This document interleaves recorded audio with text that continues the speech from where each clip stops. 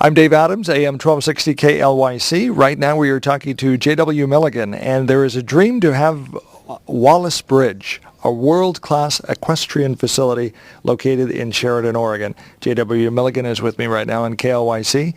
So explain, first of all, why Sheridan? Well, it's Sheridan, Willamina. I looked for over 10 years, it's been now 12 years, for a site. And I looked all over the world, in the country. I never thought I'd come out this far. But I have certain requirements with access to large amounts of acreage. I also want to be a non-high value farmland. But I also needed to be within an hour of Portland, and I also needed transportation links. And then other tourist destinations for the equestrians, because when people come out here, they might come out here for a month, and they have a lot of spare time on their hands. And it's the only site, and I needed to be in the lee of the Coast Range, so I could be year-round, and I needed to be away from the storms that the gorge sends. And this is the only place I could find that met all those requirements. And it's non-high value farmland, and we've got over 10,000 acres with cooperation of the property owners that we could ride with no filberts, no ag land, intense ag land, and no paved roads. So what's holding this up? I understand it's federal regulations? What's holding it up, in order to make it viable, plus meet the needs of the environment, to do the right thing for everything, we need to modify an easement in order for us to use the more flat land to make sure that I don't impact the highways, that it's economical, and that the environment is protected. If I don't move the easement, it's much worse for the environment. The economics will not pencil out, and there's going to be steady stream of conflicts from it. And I want this to work, to make it work. So to make it work, I've got to modify that easement. And there is a process to modify easements. If it's a net benefit to the United States, then they are required to do it, and that's what we've done. Whose easement? The easement is owned by the people of the United States on top of the property that I control. And they paid money to a former owner to buy that easement. So the easement is owned by a federal agency, the NRCS, for the benefit of the United States, all the people of the United States. But it's still privately owned. It's just to restrict development in that area. But it was not drawn based on environmental considerations. It was drawn based on willing buyer, willing seller. And from the start of the process, when I came out here, the NRCS said, JW, we really want this other land. There's nothing on the part that we're moving that's habitat, that actually qualifies as wetlands. We will actually triple the stream corridor, increase the qualified land from 50% to 80%. None of the land we're taking out has any endangered species on it, has no identified wetlands. And what we're doing is, because they were constrained by willing buyer, willing seller, and existing property lines, what we're able to do is cooperate with the other property owners to get them what they wanted, to get them what makes sense at no cost to the government, and we actually add to that land. But to make it work, because I want a development that works. Because if it doesn't work, everybody, there's no point in it. So now we're the NRCS. NRCS is the federal agency. What does that stand for? Natural Resource Conservation Services. It's the old U.S. Soil and Water Conservation Service under the Department of Ag. So I understand you're going to file an appeal tomorrow. Where are we right now? Well, first of all, let's go back.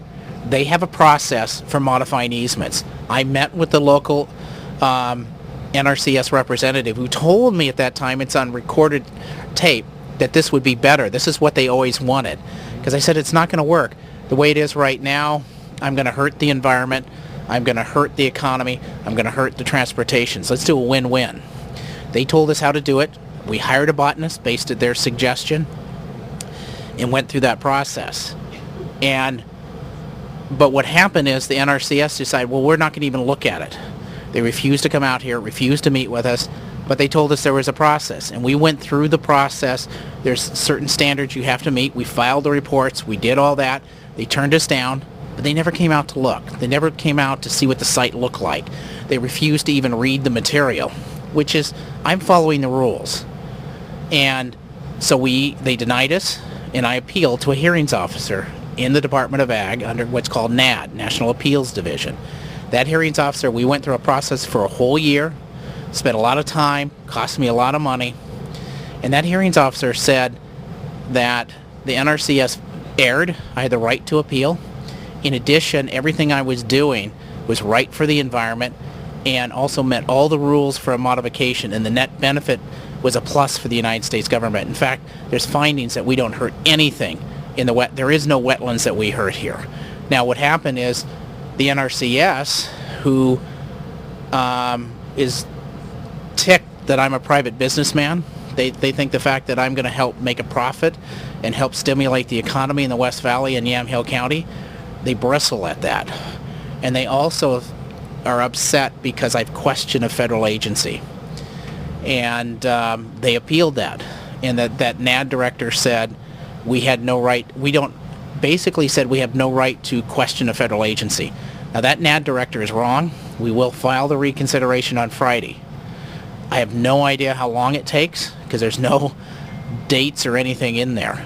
But right now, our elected representatives who elect us for the people have the ability and have made the phone calls to try to resolve this, because I want to get going and help the people around here. It sounds like a classic example of a private businessman trying to do the right thing by everybody, trying to make some money, trying to help the economy, being stopped by bureaucrats.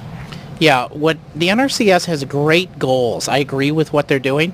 They're also the world's largest conservation organization with $5 billion in I think their budget each year. For some reason, they've gotten more and more money because they're motherhood and apple pie.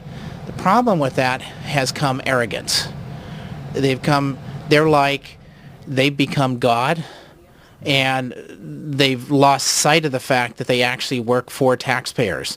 And this is really a David versus Goliath type situation here. The odds are against me, but I will win. And I'll win for the people, for the environment, and for the economy. No idea how long these appeals will take. Well, hopefully our elected representatives, Senator Wyden, Senator Merkley, Congressman Schrader, Congressman Bonamici, who are all favors this, will get the NRCS to understand that this is important for Oregon. This is important for our economy. They can shorten this. If they shorten this, I'll go in a quiet period for 6 months. I'll open part of this project in 2015 that will help benefit the economy. We'll open up what's called Wallace Bridge Light come 2016 with $15 million. And we could have, for example, the World Championship, Western Dressage Championships here. We'll actually have the largest equestrian venue in British Columbia, Oregon, Washington, and Northern California. And then I will go through a separate process through the state planning process, and the full Wallace Bridge will come open in 2017-18. But the sooner we get this done, the sooner each 6 months that delays me another year or more. And it makes it much more harder to get the Olympics or get the World Equestrian Games or have the property owners around here hold on to have this happen. What would you say? Now, this is a big facility you're talking about doing. It's going to change life as the property owners around here know it. What do you say to those folks that like the quiet, countryside here? We're talking about a huge facility, which would bring in a lot of money into the area, a lot of jobs into the area, but it changes the culture of this area. It actually doesn't change it. We're sustainable. We're green. We provide jobs, but we don't want subdivision of the land. This supports Oregon's land use process. What has happened around the world, the reason there's a need for this, we're the only state in the union that has a land use planning process. But what has happened in other places, the horses come in, the values go up, the land gets subdivided, McDonald's moves in, and the horses get pushed out. Now, in this case, because of the location that we're at, these parcels will still stay open. They'll still stay large. And actually, we have the support of all 5 counties around here. both of the cities, the Soil and Water Conservation Commission, one of the tribes. So our support here, we do not have oppositions in this local area. But we picked a location that already has an impact. We have the casino here. We have the Oregon coast. And so I live in a house right on site, and 24 hours a day, we have traffic going by. We have buses that go to the casino out here. Mm-hmm. And so the traffic impact, the casino went through this. They already changed the area to begin with. But on top of it, the highways are used for Willowmina Lumber, Boise Cascade. So the traffic is here. There's not another more ideal location that could take this. And as far as changing things, not only do we have two highways, we've got buses that come out here. We have the possibility to bring rail service out here. In addition, in these type of events, people come for 2 weeks or a month. It's not like a football game in Eugene and Corvallis where they all go down en masse, party, see the game, and drive back. These are variable times. We can reduce that impact by starting times. It's varied, and what's even more important about that is that these people have off time, so they're going to go into Mac and go to McMinimans or go to the restaurants, go to the boutiques. They're going to go into Sheridan, Wilmina. They're going to go to Dallas, Independence, or the coast, because these equestrian competitions, they're used to driving a long, long way. Some will stay in Portland. So I would say there's already been an impact here. But what has happened here, we used to have a lot of mills. When I grew up in McMinnville, we had 5 lumber mills downtown. We had Field of Mission, which was, people may not know who that is, but they were eventually Hewlett-Packard, and they're gone. And a lot of the mills, we've got just concrete pads out here, and people need work.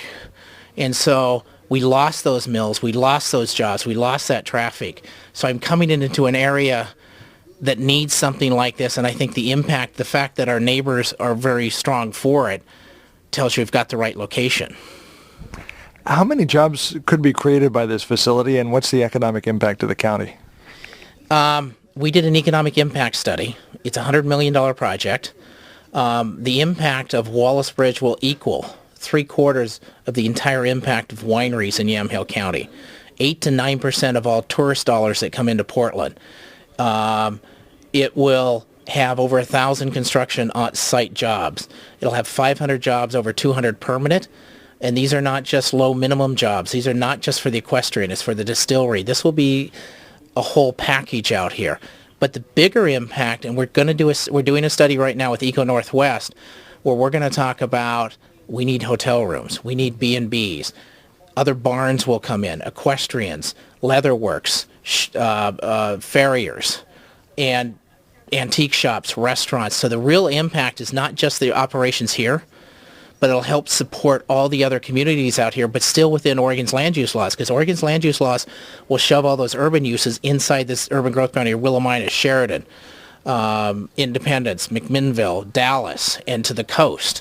So the impact is not necessarily just Wallace Bridge, but this is a multi-generational, green, sustainable, within Oregon's land use laws that will it's the secondary impacts, and we're going to be doing a study right now and working with the local communities and chambers to say we need these type of support services. Are you going to be ready for us? How is this funded? Are you funding it privately? Is that something you can share? Funding-wise, we're using no public funds. It's all privately funded. We will raise funds, but that'll all be through private means. And, my day job is as an investment advisor. I've been doing this for over 30 years. So it'll all be privately funded. So you mentioned you grew up in McMinnville. Yes, I moved there when I was 5, kindergarten. I graduated from high school in McMinnville. And after McMinnville, you went to the big city, probably. I went to Lewis and Clark in Portland, and I got a degree there in economics and political science. And then I went to Willamette, the Atkinson School of Management. I got one of a 2-year program in business administration. And I've been a stockbroker. I also was in land use planning. I work for Yamhill County, Clackamas County, what's called Metro now. And then I also work for LCDC, reviewing land use plans. And although I've been a stockbroker, I own my own firm. I've owned that for 17 years, but I've been a broker for over 30 years. And I can be anywhere in the world and do that business, but I choose to do it here. And I also have worked as a volunteer. I developed as a volunteer Salem's first historic district, Bush's Pasture Park Historic District. I got all the funding and stuff for the Alphabet District in Northwest Portland. So I continue to be involved in land use planning, and so I also was a commercial realtor at one time. So I have an odd mix. I've got the degree. I'm local. I understand money, understand economics, but I also understand land use planning, and I understand the preservation of the environment and historic resources, cultural resources, the whole gamut. You would seem to be, at face value, the perfect person for this position. Developing this. Yes, I also ride horses. I ride horses many times during the week. I've got a lot of broken bones and a broken shoulder right now doing hunter jumper. I've done some polo. And so I am a rider. And part of this, if you ride horses, some people don't understand this, but it's a passion. And it's a release. And once you do it for quite a while, you want to grow. I have the horse in me and I compete, so I understand that. What can people in this area do to help? Obviously, you know, we desperately need jobs, need the economy. The businesses that you're talking about would just be an absolute wonderful shot in the arm to communities like Willamina and Sheridan. What can the local folks do? First of all, I'm all about transparency. Read the material. It's on our website. It's on our Facebook site. Give us feedback. I want to know what they think, what their impact is. So read the material, understand the material, call us with questions. If you want to come out and see the site, I'm more than willing to do that. That's something the NRCS has never done, read the materials or come out to the site. What you can do also is come to meetings when we have them. Contact your congressman, your representative, your senator, the governor's office, and say, what are you doing to support and bring jobs that are sustainable, green, multi-generational jobs to the area? But the big thing is learn about it. We've had a lot of people come up to me and say, JW, how can we partner with you? You know, I've got this farm, I've got 120 acres, or I've got 500 acres. How can we partner together to both benefit from this? Some people come to me and say, I hate Oregon's land use laws. I have to turn that around and say, because of Oregon's land use laws, we can do this. We can become #1 in the world in equestrian because of those land use laws. Okay, these laws are in place. How can you best use your land to also benefit from it? Because this is not just about me. It's not just about horses. My favorite movie is It's a Wonderful Life. And it's what I grew up in McMinnville. It's about Bedford Falls versus Pottersville. So the idea is it's like if you have one winery, it's not going to succeed. But if you have 5, you're going to succeed. Your neighbor has to succeed. And so understand it and let us know and figure out how you can participate with that. J.W. Milligan, investment banking and brokerage, and the chief visioner, I guess, is what you would call yourself. What is your title officially with Wallace Bridge? Chief visioner? I'm the founder and owner of Wallace Bridge because I own the whole thing. Okay. Again, the website. The website for Wallace Bridge is www.wallacebridge.com, and that'll link you to a Facebook page too. And you can start to understand horses and link you to events that are going on. Interesting. Check it out. We do encourage you to do it and find out about this. It's a beautiful piece of property, and obviously we do need the jobs. Thank you. Well, the jobs, you know, I think Yamhill County and Polk County have just a thin veneer of prosperity. Underneath that, there's a lot of underemployment. People want to live out here, but they can't do it. You look at what's happening in McMinnville. McMinnville is not what I grew up in. They had jobs. They had better jobs, family-paid jobs. You've lost Evergreen in essence, okay? You don't have Hewlett-Packard anymore. You're losing the jobs at the mill. You know, Willamina's losing a bank. Grocery store, a doubt. Downtown Sheridan is a shell to a degree. And even McMinnville, I know people are proud of the transition to downtown McMinnville, but there's some dust on the street. There's some it's somewhat tenuous. McMinnville is the second lowest income in the county. And so it's just a thin veneer. So I believe in the dignity of work and jobs that pay. And it's important for the entire county, if not Oregon. So I wanted to make it the town that it can be, or the community to be what it can be. All righty. Thank you very much. J.W. Milligan of Wallace Bridge. I'm Dave Adams, AM 1260, KLYC.